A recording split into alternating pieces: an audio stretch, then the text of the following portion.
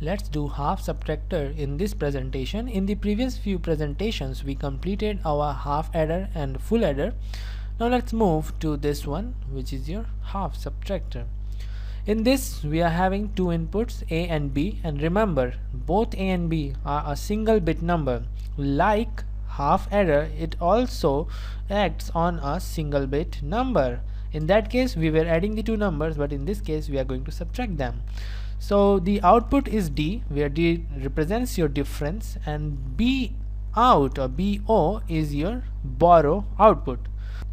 So in this presentation we have to do two things. The first thing is to see how we can subtract two binary numbers, and the second thing is to find out what is the circuit for your half subtractor, which means we have to find out the logical expression for it. So let's do the first case. Let's see how we can subtract binary numbers.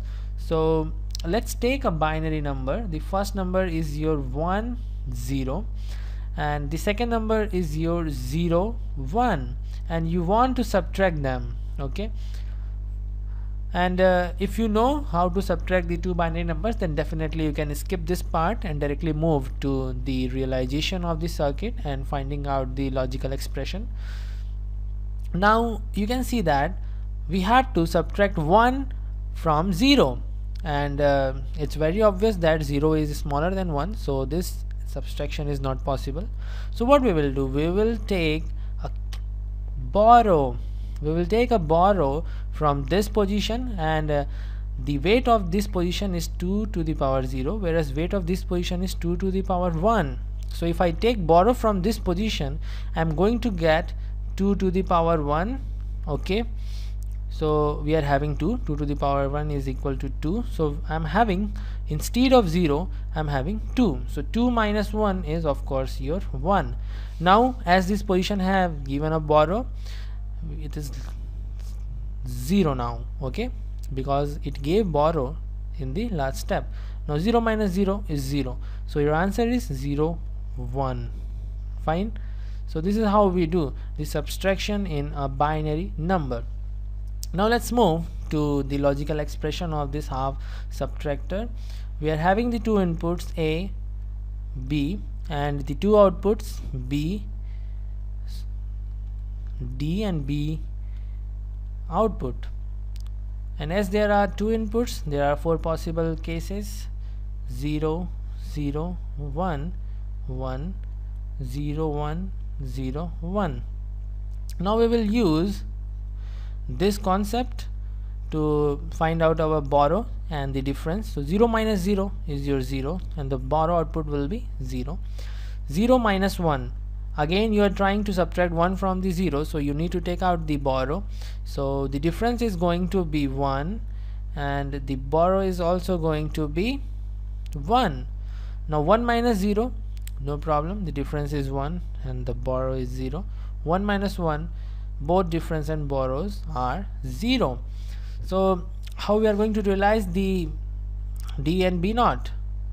For that we need the logical expression, the gates and their combination. So it can be done in two ways. The first way is to make a 4-cell K-map, which is definitely not required because it's a very simple function that we can directly write it down, that the difference is equal to what? The difference is equal to A XOR B. Why? Because you can see that whenever it is having the odd number of ones, the output is high, which means it is an odd, the D is an odd ones detector, and odd ones detector is what? XOR. This is something that I have been repeating in all my presentations, that the odd ones detector is the XOR, and it really saves your time, believe me.